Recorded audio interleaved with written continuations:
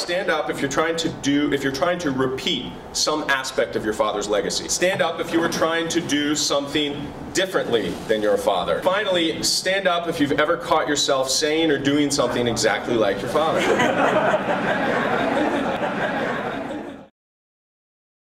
Over the last 5 or 10 years, there has been a tremendous shift in how we look at fathers. We've gone from looking at fathers, the topic of fathers often focused on father absence. What we're going to talk about tonight is father presence. As women have moved into the workplace, as women have empowered themselves, it has raised some very important questions for men. And specifically, the question of what is my role in family life? And secondly, what does it mean to be a good father today?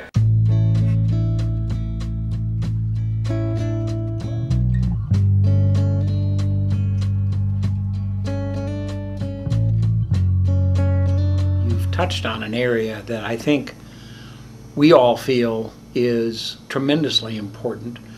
I think the dad-child relationship is vital.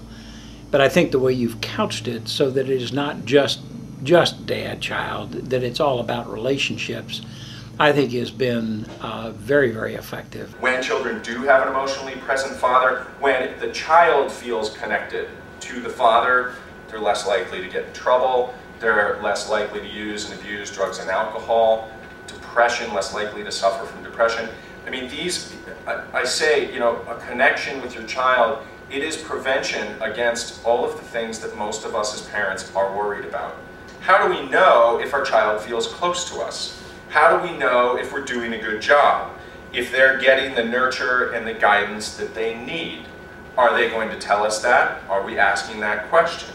So the short answer to how we figure out what kind of job we're doing is we need to stay accountable to our children. If we're not accountable at work, we lose our job. If we're not accountable to our partner, we lose their affection. If we're not accountable to our children, we lose their trust. I have a skill for this that I have found extremely effective. I think what was most useful to me was that you were very specific and that you gave examples and concrete examples of how parents, mothers and fathers, could get involved in their children's school.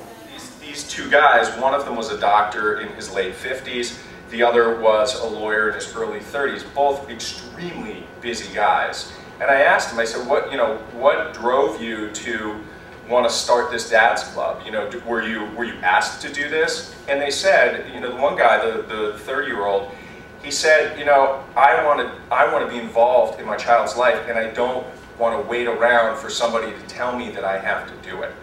You know, and I think that to me really captured so much of what modern fatherhood is about, which is men taking the initiative to be more involved, and especially involved in schools. Well, I got more compliments about your visit to my school than I have from any other guest speaker.